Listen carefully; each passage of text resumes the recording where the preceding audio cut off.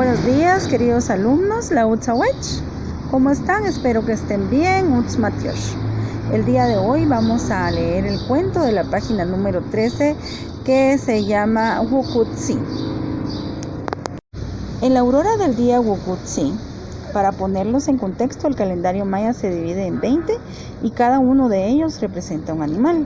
En este caso, Tsi es perro, Wuku es 7.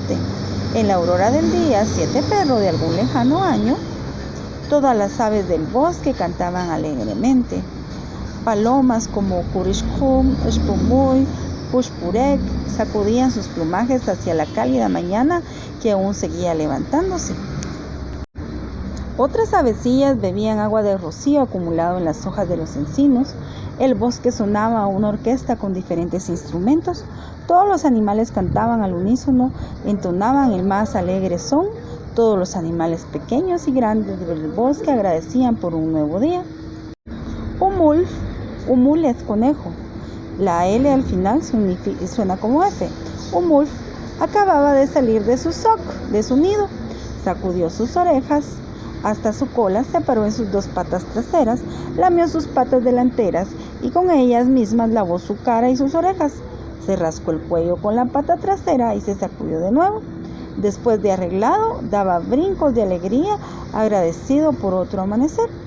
Umul sabía que era una alegría haber nacido en esos días, Wukutsi, así que fue por hojas de bledo, Seps, y por hojas de macuy, Quilete.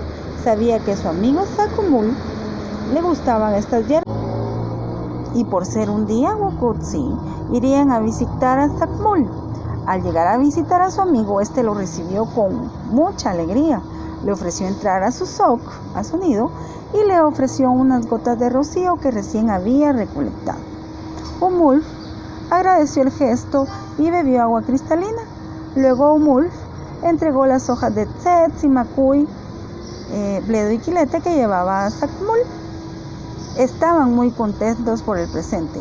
Fue por una canasta y colocó ahí las hojas que le regalaron. Los amigos conversaron un largo rato sobre sus vidas, sus alegrías, sus deseos, su futuro y algo de sus penas. No sintieron el tiempo, solo pensaron en lo felices que eran, visitándose y demostrando su amistad. Cualquier día es propicio para una buena visita, pero los días sí son días muy especiales para la amistad en el calendario maya. ¿Qué aprendimos de este cuento? Dirán ustedes, este cuento es un poco raro.